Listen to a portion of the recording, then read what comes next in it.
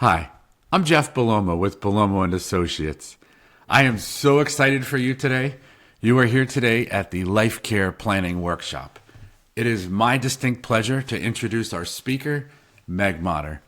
Meg and I have known each other for a long time, and I will tell you that from the very first time I met her, I was so impressed with her I cannot put into words. I knew that I wanted to figure out a way to work with her. Now, she was always just an incredible human, already an established person in the social worker field, and I knew that it was going to be difficult. And eventually we were able to figure out that life care planning absolutely has a home in an estate planning and elder law practice. And that is what Meg has brought to Bellomo and Associates. She is the best client care advocate that there can be. She is one of the best humans that there is. And she absolutely on her own created the life care planning department at Bellomo and Associates, and she heads it up herself. She comes with a ton of experience in this field. There is absolutely no one better than her. There was no doubt from the very beginning that Meg was the right person and that she would be the person to create this program and lead Bellomo and Associates into life care planning. And I always believed in it. I always knew that it was an incredible program and that she would lead it very, very, very well. I didn't truly get the absolute value that the life care planning team and our social workers provide until I had a personal situation where my father-in-law was on a stepladder and fell off, and he hit his head and he had a brain bleed. Needless to say, within a few hours, my wife and I were down in Florida. Plane landed. We were able to get to the house and get a couple hours of sleep and go see him. And we were in for a long road. We knew immediately that it was going to be a tough one if he would be able to recover from it. And certainly we knew that it was going to be with its set of challenges. We didn't know what to do. We didn't know where to turn to. And I immediately said to my wife, as we were in the hospital trying to figure out everything, we have to hire the life care planning team to do a life care plan for your mother and father. I don't know exactly what it means. I don't know exactly the services, and I don't know exactly what it entails, but I know that they will be able to help us. I cannot put into words the peace of mind that that provided to my wife and to her family. Our social workers were able to talk to the hospital discharge planners and the doctors, be able to negotiate having us be able to transport him up here, spending tons of time in the home in York, making sure that it was safe when he got here. There were rugs that were very easily trip hazards. There were glass tables. There were bars that needed to be installed. Things that I never would have known, things that I never would have realized were important. And they did all of that. Then when my mother-in-law was alone at doctor's appointments, our social workers were there. They were there at the doctor's visit, deciphering what the doctor said, providing voice to my father-in-law who couldn't speak for himself, for my mother-in-law who was overwhelmed. And then they sent summaries after the doctor's appointment about what was said and what needed to happen. They emailed my wife to give her assurance that everything was okay because she had to be at work. They held hands with our family through the entire process. And I cannot tell you what that meant for me as the son-in-law, and I know what it meant for my wife as the daughter. Bellomo and Associates is an incredible place, but it is even better because of this life care planning team, because of our social workers, and because of the services that they are able to provide. It is my distinct pleasure and honor to introduce to you our speaker today, Meg Motter. Meg, thank you for everything that you do for our community, for me personally, and for Bellomo and Associates. And of course, for my family. My wife thanks you every day and always says that we never would have gotten through this without you. So thank you. I hope you guys enjoy the life care planning workshop, and we'll see you all real soon.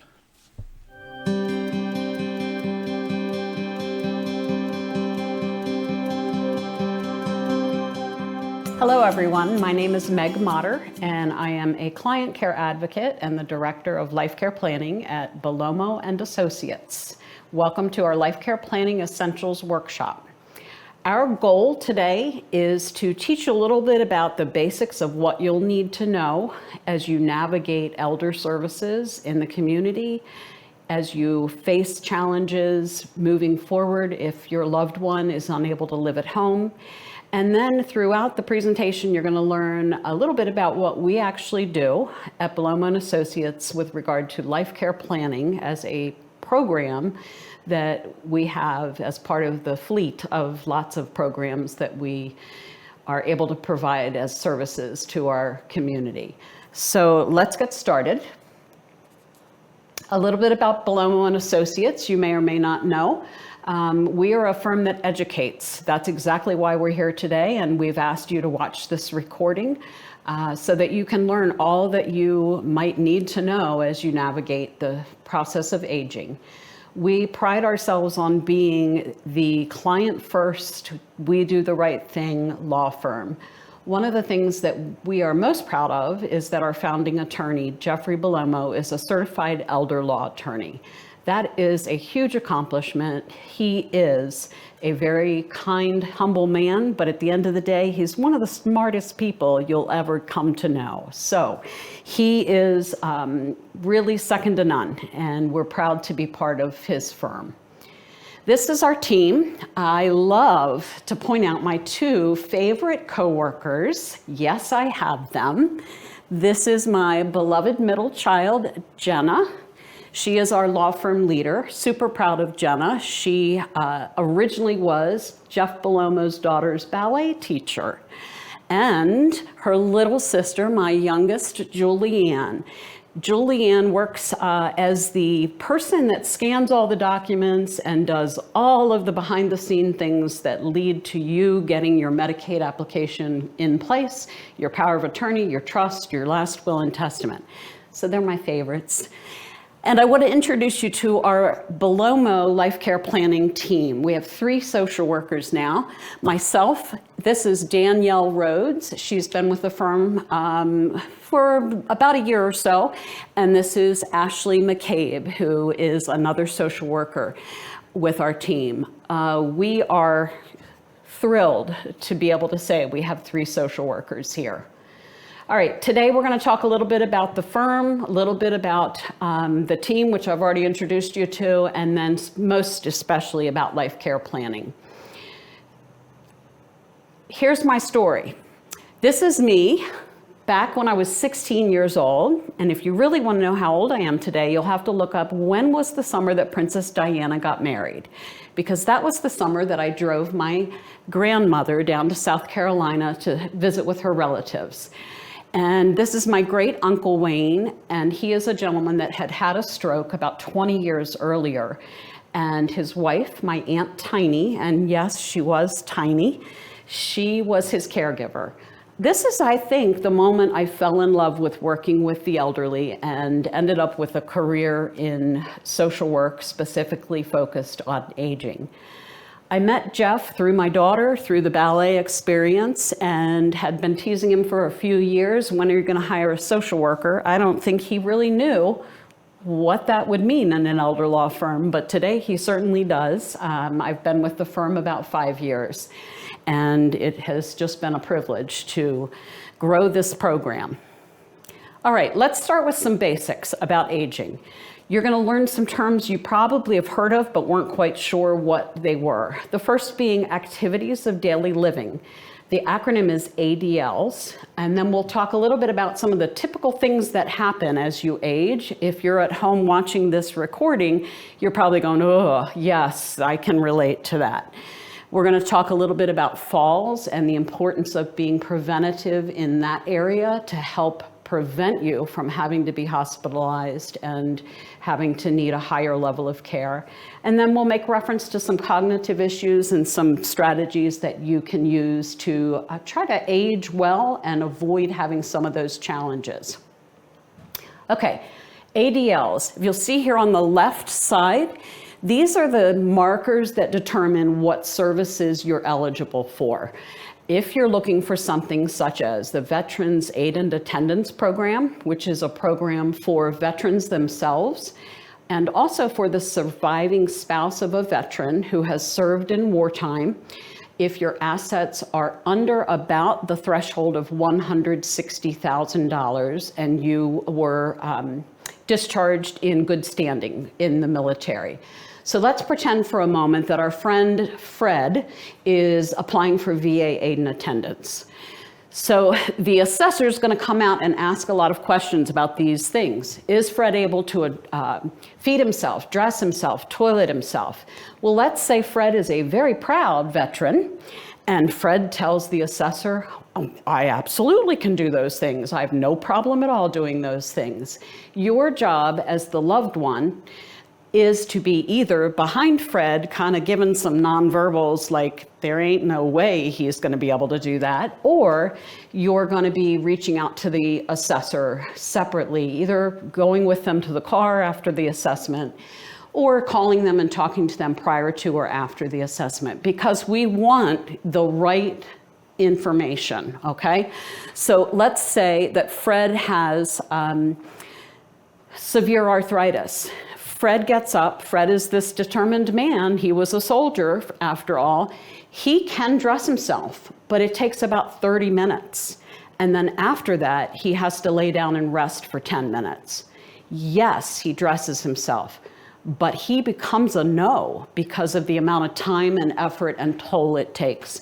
So these are important things to really be careful about how you're presenting the information to the service provider that you're pursuing.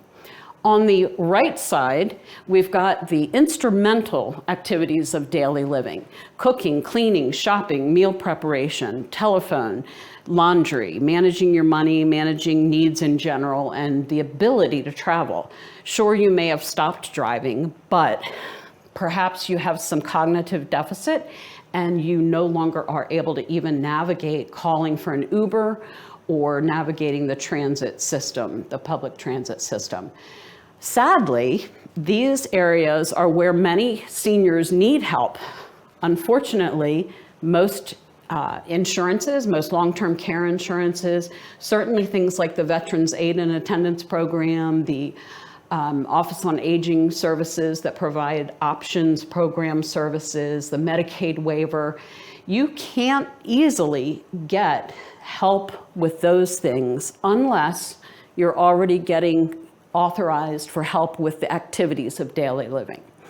You can get helpers for the things on the right side, but the cost right now is about $35 an hour for that help. There's lists of agencies in all of our jurisdictions that we serve in Pennsylvania with non-medical in-home caregiver agencies, not to be confused with home health caregiver agencies. Home health is an insurance program that pays for skilled needs, and if you're meeting the skilled need, you also can get short-term help with aid services for bathing, dressing, toileting, that kind of thing. So it is possible to get care on this side, but it is an out-of-pocket cost unless you have a long-term care insurance policy. Okay, anybody recognize some of these things? Many of us do. Sleep problems can be a common thing in aging.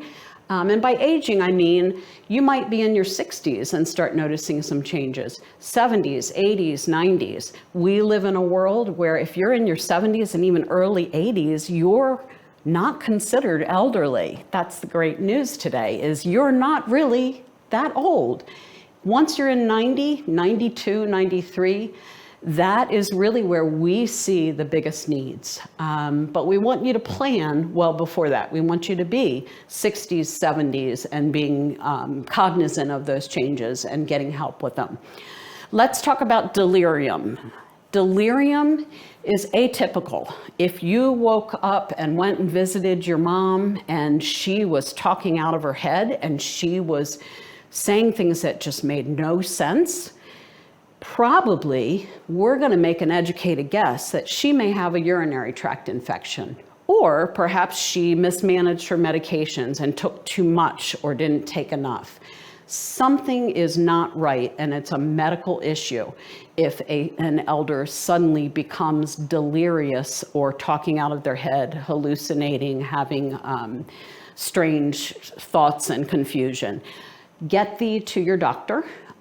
Get thee to urgent care and get that assessed. I cannot tell you in my career how many times I've experienced someone calling saying, my mom has dementia. Tell me a little bit more. Well, she was fine yesterday and she's confused today. That is not dementia. Dementia is not a sudden onset diagnosis. That is far more likely to be a medical issue and not uncommon in the elderly for that to be a urinary tract infection. Frailty and falls, my goodness. Most elders have a fall at some point. And I joke when I do the live workshops that a fall is this. That's a fall, okay? If you lose your footing and you slide down, we consider that a fall. It's not, oh, I've never fallen. Every once in a while I get wobbly and then I have to kind of touch the ground. It's not uncommon for family members to feel that their loved one has never had a fall. And it's very common for we social workers to go in and meet them. And then after a few minutes, we find out, oh, not only have they fallen, but they've fallen multiple times. Elderly folks don't always tell their adult children what's really going on. So please be really respectful, but diligent in finding out what might be going on with your parent, with your spouse. The reason we see a lot of information about fall prevention is in the elderly, falls often are the beginning of a whole new phase. You might have fallen and sustained no injury. You may not have even gone to the emergency room, but you may see changes because of the fall. It takes a toll on the body that's the older body. So please do all you can in your journey to make sure you're being really careful about where you're stepping, staying off the roads in the ice. Even in your home, if there's a scatter rug, maybe consider removing it. One of my earliest clients in life care planning was a woman with dementia.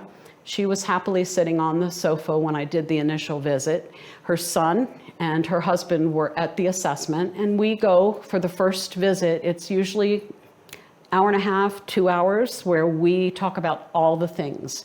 We're certainly going to meet the person and the family to develop rapport, but one of the things we're really doing is looking around that home environment or the assisted living facility environment or wherever you are physically located at the time of that initial assessment. And we're looking for the good things, the bad things, the alarming things. We're trying to assess your space. So in this particular case, I went to meet this family. The wife was progressed enough in the dementia that she really didn't fully participate in the conversation. She would comment now and then, but she wasn't a solid contributor to the conversation. And so I pointed to the scatter rug at the bottom of a pretty scary set of stairs. And the son and the husband sort of looked at each other. And when I said, why is that scatter rug there? And they both looked at each other and said, it's always been there. Huge fall risk. Let's move the scatter rug and get rid of it. Just an example. We go in with a critical eye that you don't have because that's been there for 40 years. So it's part of the things that we do in terms of assessing the environment and trying to get a sense of what might need to change, especially if you're trying to age in place. Osteoporosis, a very common diagnosis that can be very debilitating and affect a lot of your choices and options for aging.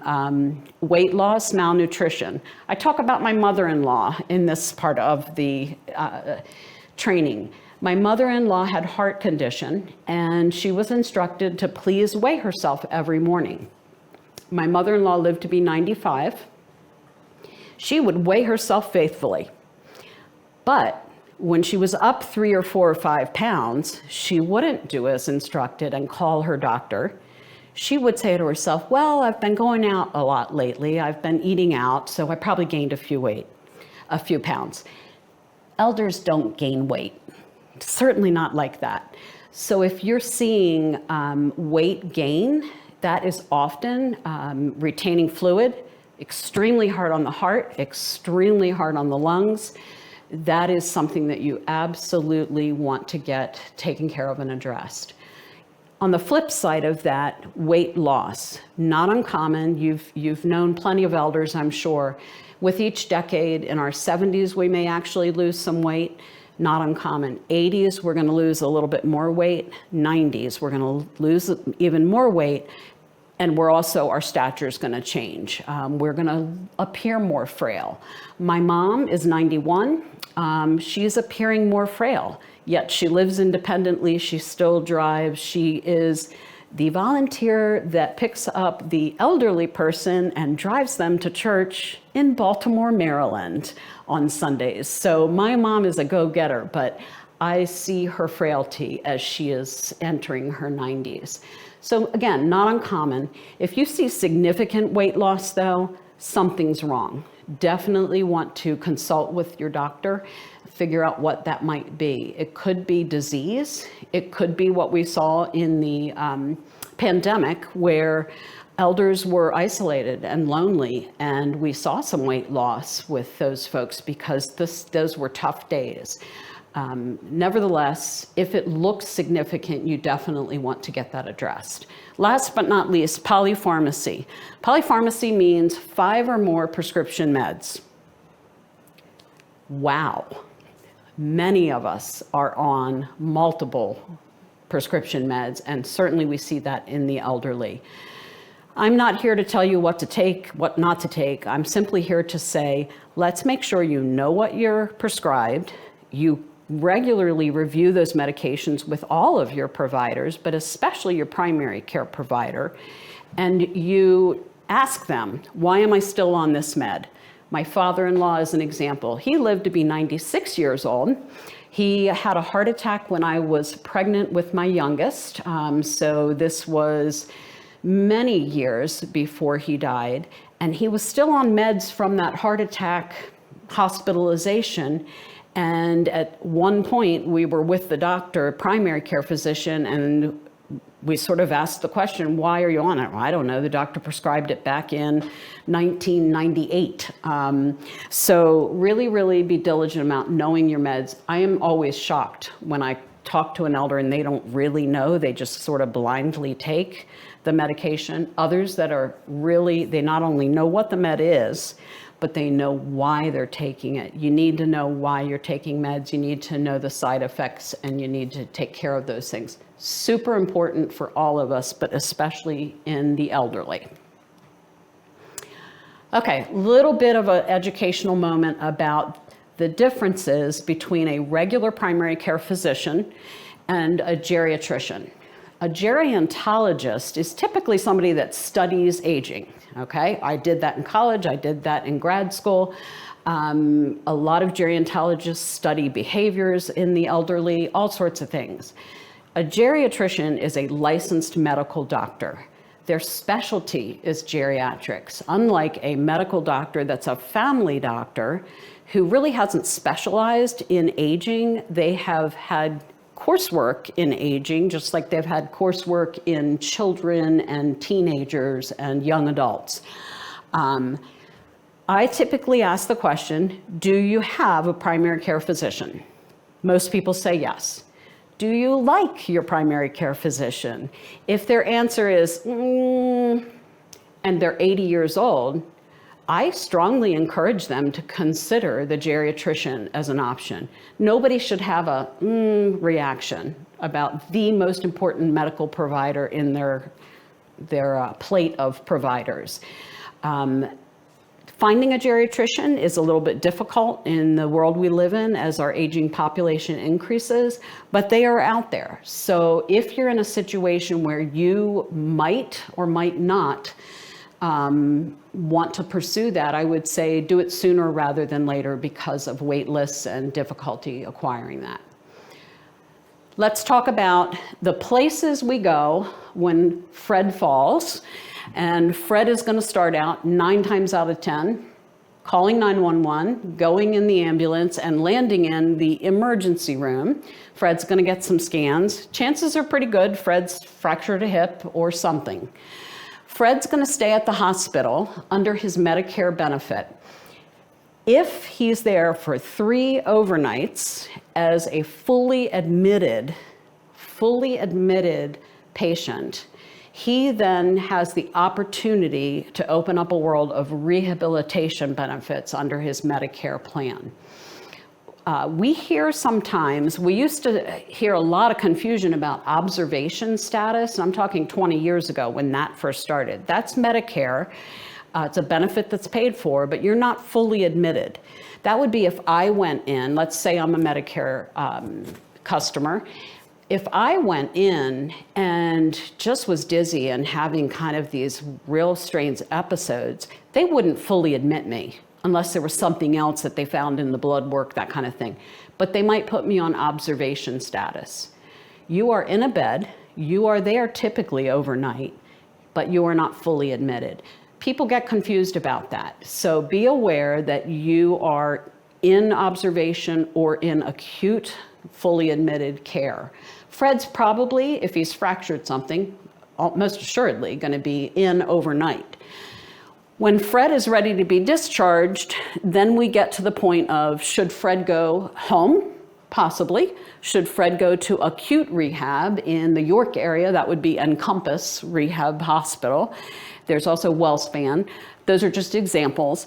Or should Fred go to a skilled nursing facility rehab where he can get the physical therapy, occupational therapy, speech therapy that he would need to rehabilitate and get back to ideally his baseline. When my mother-in-law was in her 90s, she fell and fractured a hip, then she fell and fractured her femur. And in both cases, because she was rather frail and certainly in her 90s, she couldn't have done the acute rehab option. That's where you're in rehab every day of the week, Monday through Friday, 3+ hours a day. That's intensive therapy. Others might be 90 years old, but be far more robust in their baseline physical health. They might do well there. So you want to be aware of those two differences. The physical therapist at the hospital is going to drive that recommendation. If you're not sure or you're surprised when they don't offer acute rehab, please ask, okay? So that's an important benefit. I know that Attorney Bellomo talks about when you get the call that your loved one is ready to leave the nursing facility. And he makes a joke about it being on the Tuesday at 10 p.m. when you least expect it. The call always comes when you least expect it.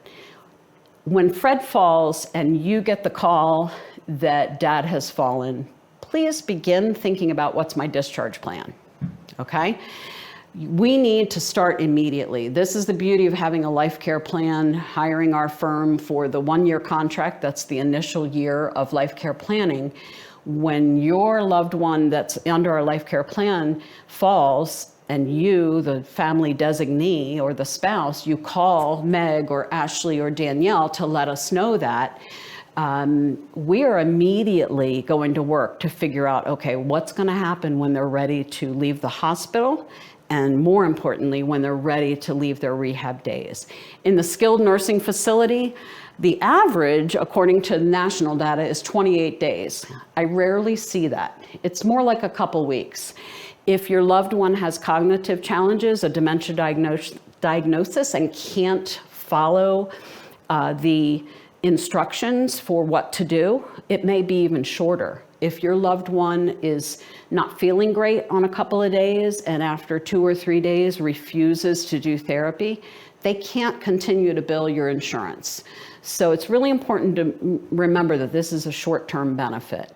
You can get outpatient rehab, but that's pretty grueling for an elder. I highly recommend it if you've got good transportation resource and a good motivation and ability to do that, get in the car, go to rehab, come home multiple days in a week. And then there's the home health benefit under rehab. Not as robust as you would find in the outpatient setting or certainly in the acute rehab setting. So there's a lot of nuance, and I'm just sort of giving you a bit of information in the hope that when that time comes, you go, I think Meg talked about that. Let me look at that recording again. Okay, you're the person that wants to age in place. Many of us do. There are obvious things we have to deal with, things like, do you have a lot of stairs to navigate? At my house, we have the step up to the front porch that has sunk. That is a huge risk. Should I get it taken care of? Yes, I should, especially as I age in place, okay? For those that want to be at home, your home environment is the most important thing. We have to figure out what can we do to make this better. We have had a life care planning family for about 3 years. The husband has dementia, the wife is his caregiver. She also has some physical disability. And one of the first things we did with their first life care planning year was help them make arrangements to get 2 stair lifts, one from the kitchen to the basement and one from the front door area, foyer area to the 2nd floor. Was a game changer for them. They were thrilled with that. We didn't pay for it, they paid for it. We helped them find an affordable company to do the work. But that was one of our primary recommendations because they had a lot of stairs and they both were up and down both flights of stairs multiple times a day. So super important. So let's talk about that family and talk about the fact that the husband, let's call him Joe. Joe was diagnosed with dementia. His geriatrician who was doing that diagnostic workup recommended 3 things. You'll see them here on the screen. 1, eat well. Does that mean never have chocolate ever again and never eat ice cream? No.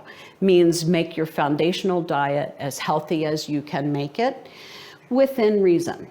Second marker that the geriatrician said to them is get moving. I don't mean running a race. I don't mean running a marathon. I don't mean swimming 18 laps every morning. I mean move. That means getting up, walking around the neighborhood.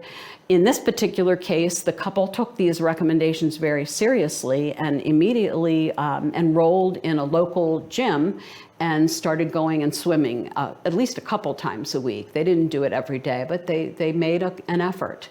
The third thing, exercise your brain. Here's just a charming example. The OLLI program in York over here on the far right.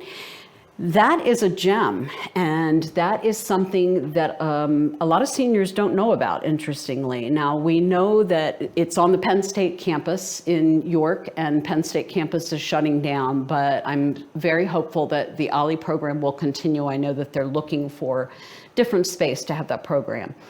They have a lot that they offer, but mostly what they offer is an opportunity for you to go be an adult learner on the campus and take courses. And it's not like every week for a whole semester. They bring in speakers just to learn about interesting topics. That's a way to really exercise that brain. The other options that you have when you're at home, senior centers. If I had $1 for every senior that said to me, I'm not going to the senior center, that's where the old people go. Well, they need to go and check it out because they will notice that there's 60-some-year-olds, there are 70-year-olds, 80-year-olds, 90-year-olds. It's a pretty eclectic group and they're pretty active folks. So I encourage you to try that option out. Typically free. They typically ask for a donation if you stay for lunch, nominal donation, a few dollars. That can be a wonderful way to age in place, okay? You're getting the socialization, you're doing a little learning, you are maybe doing some fitness programming, really lovely, lovely benefit. And then they have the ability to assist in certain things like applying for your Social Security replacement card, certain things that some of the senior centers do. Story time. Our first life care planning client came to us when his daughter called the firm and said that dad had gotten caught up in a scam over the phone and he was about to purchase a car that really wasn't a car. So they were able to stop that from happening. The bank was wonderful and reached out to the daughter, sensing that something was amiss. And then one thing led to another, and the gentleman became a life care planning client. Had him for 2 or 3 years until his death. When I first met him, I learned that his wife had died 6 years earlier, and they used to regularly attend the senior center, but he hadn't attended since his wife had died. So after establishing rapport and having a number of visits with him, I said, how about we go to the senior center? He really needed something to do because he was alone and really isolated and just needed the structure of something to do each week and certainly would benefit from the socialization. He begrudgingly agreed. And the morning of our visit that we had scheduled, I called him to check in. You feel okay? You ready to go? He said, I guess so. Well, I got to the door and he had prevailed upon himself to dig through his dresser and found the name tag that he had from 6 years earlier, and he had his name tag on. So I thought, all right, I got him, we're going. We walked in the door, he was so warmly received. They knew him immediately. We had a blast, and he just realized coming here is not as hard as I thought it might be. A lot of people had remembered his wife, and it just was a lovely, lovely thing to do. That's an example of some of what we do. I don't say that we regularly drive our clients to the senior center. I don't say we regularly drive our clients to their medical appointments. But if your life care plan and your care plan needs are such that it would be beneficial for us to do that, in this case, for this gentleman, it was to sort of nudge him out of his stuck thinking and encourage him to try something, and him having me by his side made a difference. Medical appointments, if we need to have the hospice conversation and family's uncomfortable with that, one of the social workers might actually go along to that appointment. I've had appointments with family members that are outside of the general area and not able to go, and I will periodically go and take notes and share that information with the family member. So it's a case-by-case basis, but again, some examples. Adult daycare. There are adult daycare programs in the community. If you're aging in place and you don't need them right now, this is the time to go. Check them out. They do cost, the average median cost per day is $103. Typically, they're open from about 9 to 3, Monday through Friday. Some provide transportation, some do not. If you are the caregiver for a person with dementia, this is a game changer to commit to going a couple times a week. Even if you say he'll never go, but you take him, do the tour, he being the husband, you being the wife, or mom will never go. You go do the tour. You can push that person to do that because the benefit is supreme for you. You need a break. Being a dementia caregiver is absolutely grueling. So we want you to have the opportunity to have a break, have a day to do something, nothing, just a break from the rigors of being the caregiver for the person with dementia. Also good for that person. Again, socialization, sometimes even getting personal care assistance. Some places have a shower and you can add a charge or add a fee to your plan with the adult daycare center to have dad showered once a week so that they are doing it with their skill set. You may not have the skill set to encourage him to get in the shower and out of the shower safely and do it in a way that he's comfortable with. So just something to consider, adult daycare options. Senior Life is another example of a specialized program funded with Medicaid dollars, not to be confused with Medicare, which is our benefit that we all get when we're 65 and older.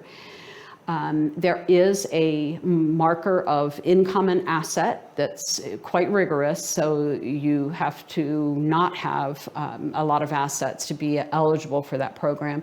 But in some jurisdictions, they do offer a private pay option. I have a few cautions. First caution is, in order to explore senior life, you do have to be willing to give up your primary care physician. That's super important for an elder that answers my question of, do you have a primary care physician and do you love him or her?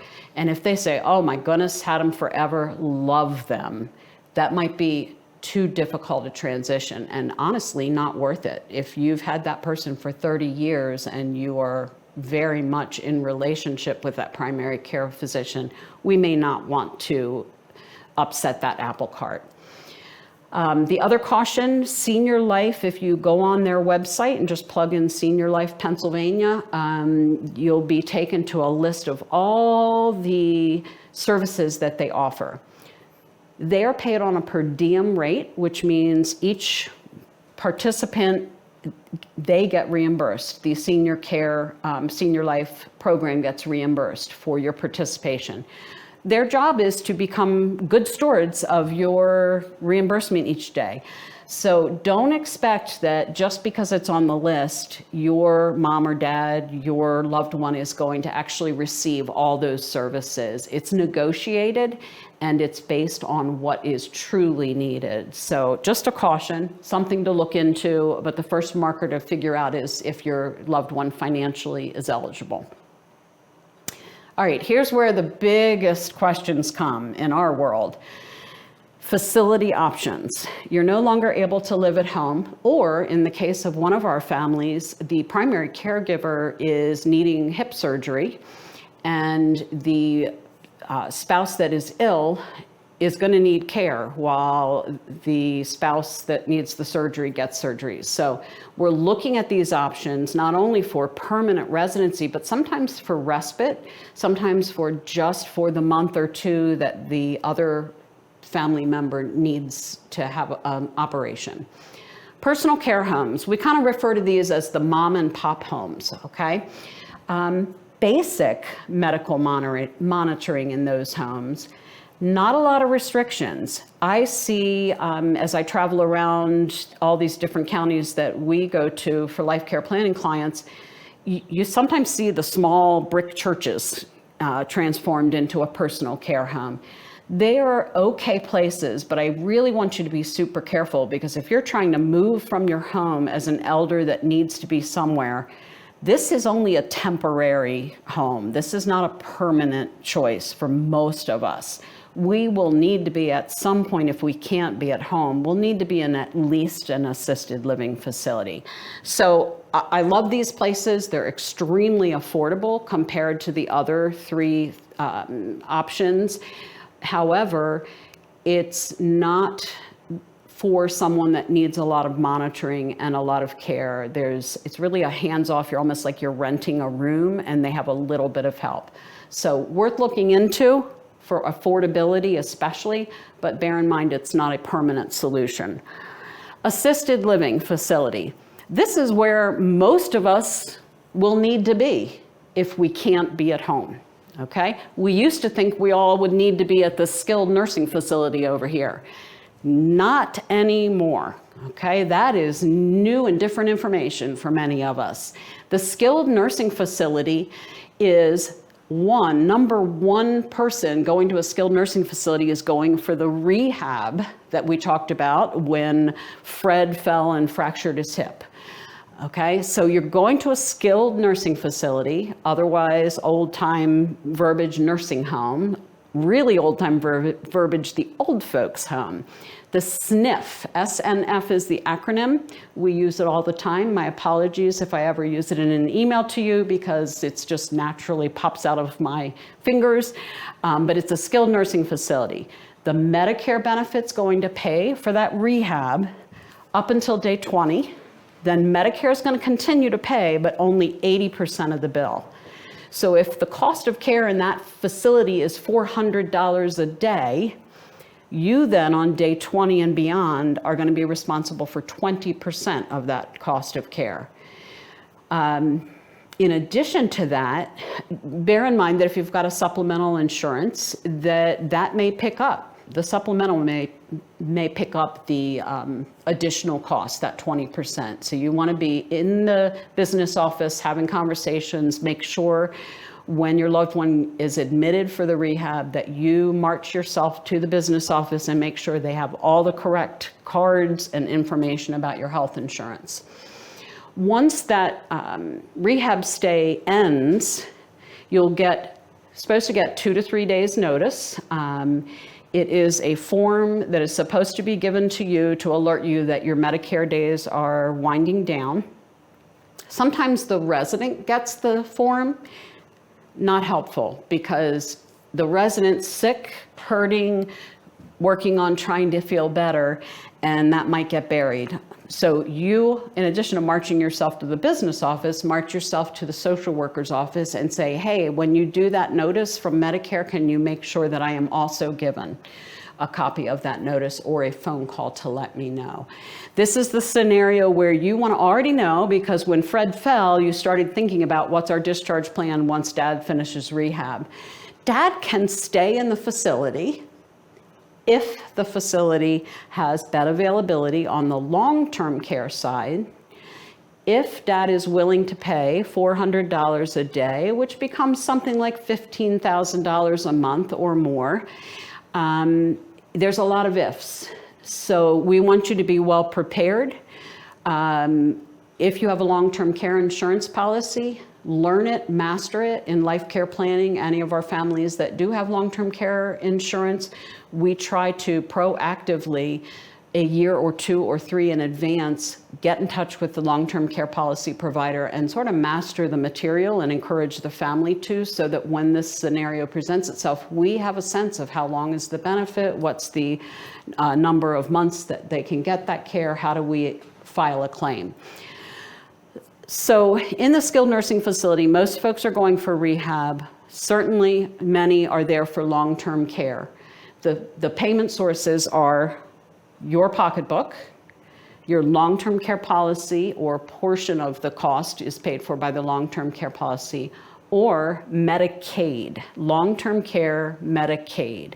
Now in Pennsylvania, here's the current law in Pennsylvania is this: if you're a married couple, we are allowed as an elder law firm to protect the assets, 100% of the assets, in the name of the healthy spouse, and get the elder qualified for long-term care Medicaid to pay for the skilled nursing facility level of care.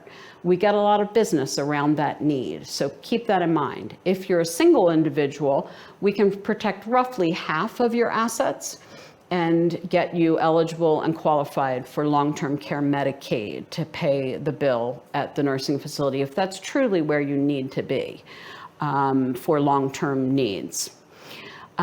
Why does a person need to be in a skilled nursing facility? One of the biggest reasons is because they can't be lifted without a 2-person assist. That's 2 people physically having to lift and move you, or they need the Hoyer lift. What's a Hoyer lift? It's a mechanical device that looks pretty intimidating. A lot of our clients hate it. It's a scary device, but it's effective. And it's sort of like a sling, and you would be moved from the bed into the sling, into your chair, or into the shower wheelchair, things like that. Hoyer lifts generally are not allowed at the assisted living facility level. So that is often why folks are forced into the skilled, is if they have a 2-person lift requirement or a Hoyer lift need. Complex medical needs. It might be some sort of IV regimen after you've had an infection. Generally though, most folks can have their needs met here up till end of life, okay? So in this situation, there's a licensed nurse on duty or on call 24/7. The bigger the facility, more likely there's licensed nurses on duty all the time. There are levels of care. The cheapest, least expensive assisted living that I know of right now is probably in the ballpark of $5,000 a month. up to, if we're not including this memory care side and we're only talking about true assisted living, up to probably $8,000, $9,000 a month. The Veterans Aid and Attendance Program is a potential source of payment, but unfortunately, Medicaid in the state of Pennsylvania does not pay for these assisted living levels. I wish that they did. Talk to your legislation people and maybe promote that idea. It would be extremely expensive for them, but in my simple social worker mind, I think, why only pay for this that's $15,000 a month when you could put your Medicaid funding into this that's more like $5,000, $6,000, $7,000, $8,000 a month? Seems like at the end of the day you'd save more money. But that's my brain, I'm not a decision maker for the state funds. If you have a memory impairment where you need to be in a secure area, you can get that care at the assisted living facility. You can also get that care at the skilled nursing facility. In the skilled nursing facility, the verbiage that we use is secure dementia unit, whereas in the assisted living facility, we call it memory care. Please don't be confused by the differences between these two. You can look up in the Senior Blue Book, you can look up on the internet, you can call the facility and ask them, are you an assisted living facility or are you a skilled nursing facility? Really important if you're working with our Medicaid paralegals toward getting placement in a skilled nursing facility. Lots of times folks will say, I found 2 places that I love and they have beds. And when I ask them the names of the places, oops, they're actually assisted living facilities. So over here in memory care, this is where there is security, and please tour them if you have a loved one that's just starting with a dementia diagnosis or cognitive changes that you're noticing. Go now so that you see that it's not an awful locked unit. It's actually probably more appealing to me, this environment, than this environment. This is just a bunch of apartments essentially, right? With some dining room, general things in common. But over here, this is more home-like often. And if they're a newer facility, they've been very strategic about how you ensure the security, and the resident doesn't even necessarily know, oh, that's the door that I'm trying to get out of. You need that memory care if you are a flight risk. You need that memory care if you really need more individualized attention. This option is, the assisted living option is a good option, but the ratio of staff to resident is better in the memory care. So again, costly. It's going to be more than the basic assisted living, and that basic assisted living has several levels. So some people that only need medication dispensed at night would be less expensive than someone that needs full bath assistance every day and help with meals and things like that. Okay, that was a lot. I could do a presentation for 5 hours on the topic of the slide that we just sat with, okay? So don't let your mind be too blown. It is a lot of information. Palliative care. Palliative care is kind of a word that's only been popular in the healthcare field, maybe for the last 10 years, maybe not even 10 years. Hospice, everybody knows the hospice word, but my goal today is to debunk a few myths. Hospice is not for the final 72 hours of your life. I have a beloved client. She is my Margaret, and I can tell you her name because she's given me permission to do so. And my Margaret just celebrated her 2nd year on hospice.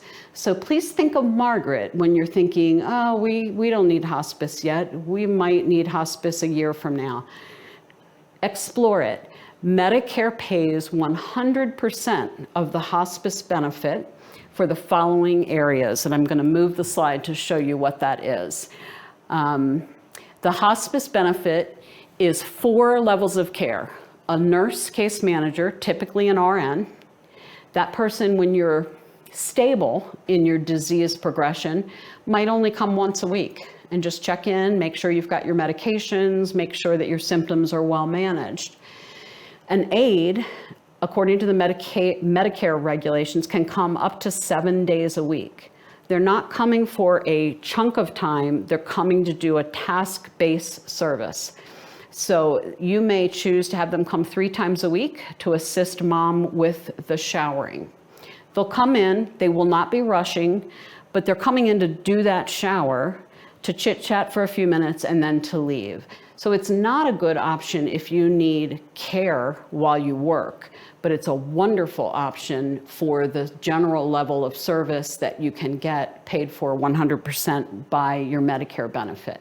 Social worker, a lot of people ask us, well, why do we need a social worker with hospice? Because we have you all at Bellomo and Associates. Great question. I strongly recommend that you still avail yourself of that discipline to be part of your team. They'll visit initially, they might visit once a month, but they're always there if you need them. We may need them if we're trying to find a bed for your nursing facility needs in the future. The final discipline, chaplain. Again, people say, oh, I've got my pastor, I've got my priest. The chaplain's expertise is death and dying. So I also encourage people use that benefit. So the palliative care option back here, palliative care is really intended for people that have chronic illness that don't yet qualify for hospice. You could have, and I use the example of Crohn's disease, that's near and dear to my heart. We have a family member with Crohn's disease. You could be just fed up with being poked and prodded, and you're tired of all the constant medical appointments and so forth, and you may just decide, I want to simplify my life. Medicare does offer a palliative care benefit.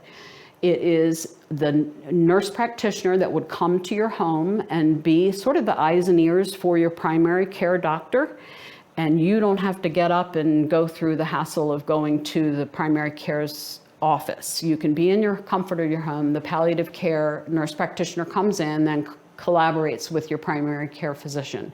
That's a paid benefit with Medicare. And there's also a social work benefit.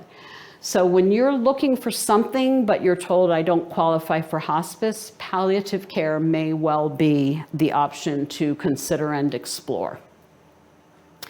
Okay, so hospice benefit, we talked about what the folks are that would be part of your team that's taking care of you. I want to really point out the most important thing is there's a respite benefit with hospice. There are hospice buildings. There are hospice patients in every facility, the assisted living facility, the personal care home, the skilled nursing facility. And then there are some standalone hospice buildings, but that's really the exception.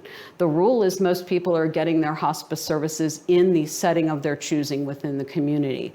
But let's say you're the adult daughter and it's your 35th wedding anniversary and your spouse wants to take you on a cruise. I can't go, my mom is on hospice, I'm her primary caregiver. You can go. We can get a respite care placement 5 days paid for by the Medicare. If your cruise is 7 days, you simply, and I say simply, it does cost something, but you can strategically plan to pay for the 2 additional days. And then the social worker from hospice, if you're on a life care plan with us, we would facilitate this as well. We plan for that trip for you, and we find a place for you to go for those days with hospice paying for the care. That's a really important benefit.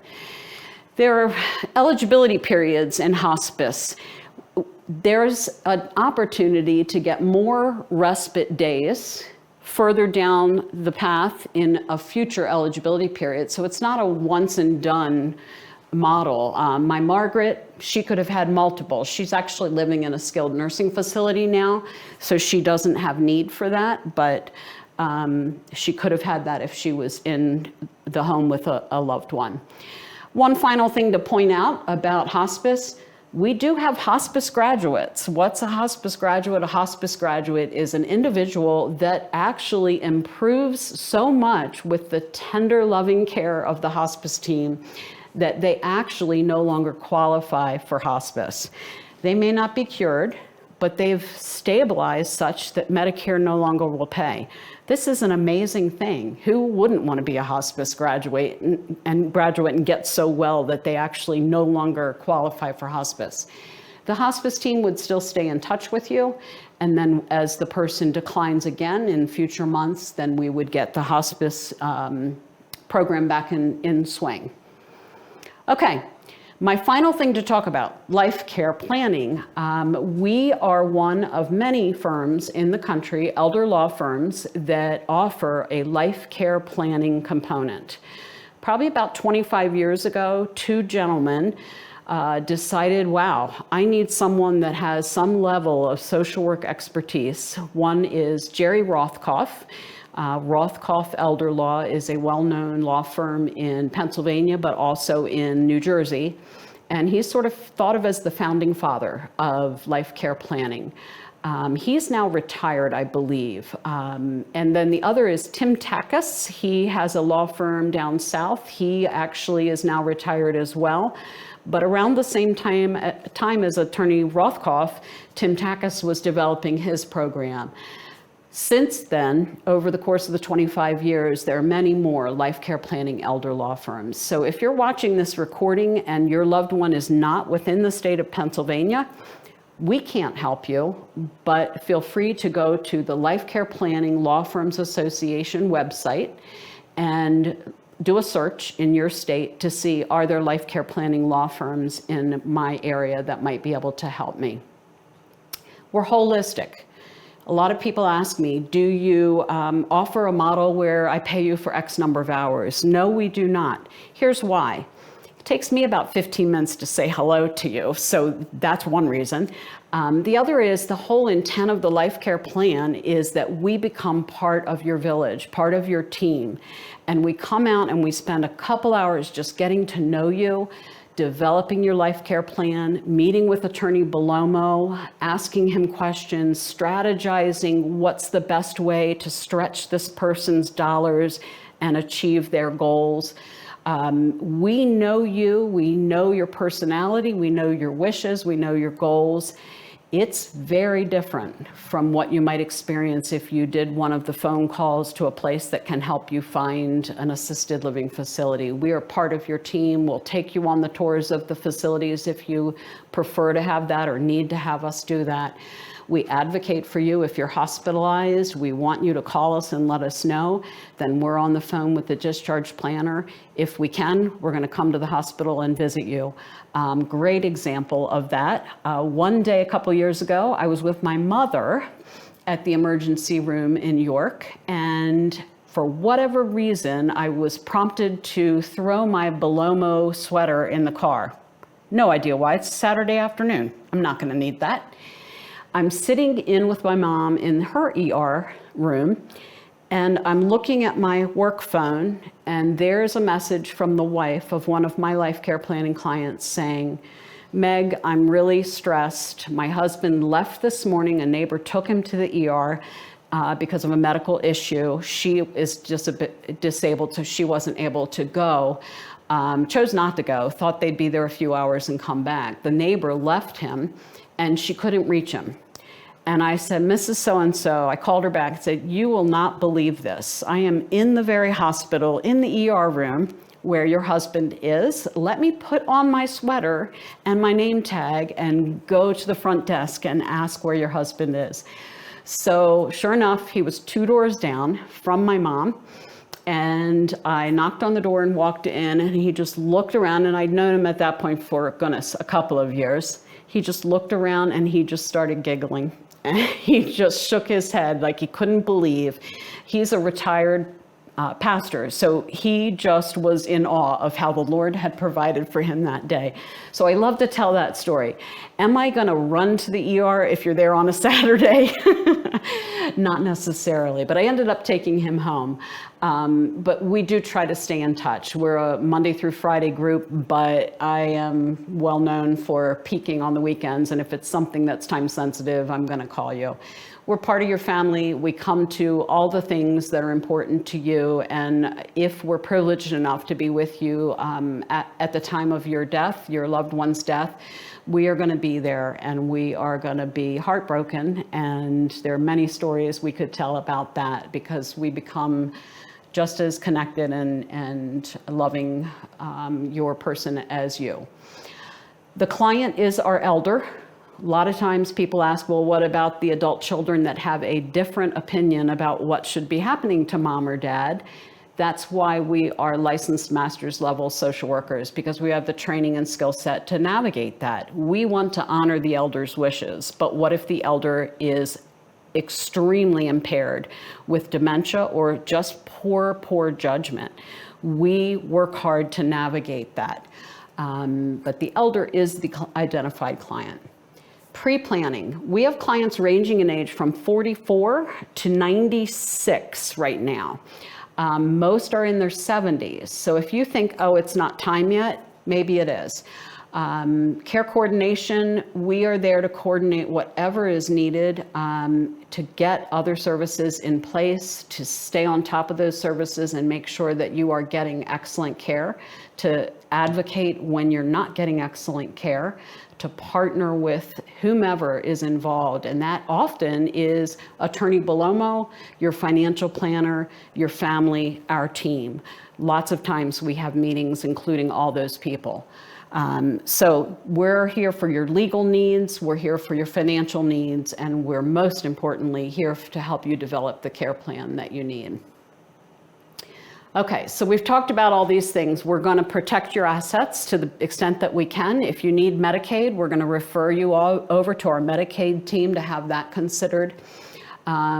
We are really all about quality of life. That is really important. We want you to have the best possible life of your choosing. We are masters at trying to find, get, and help you find sources for paying for your good care. Peace of mind is a big thing. A lot of people are hesitant to buy a life care plan, but the folks that have done it and are then reflecting back, often we hear them say, my goodness, the peace of mind that generated was just immeasurable.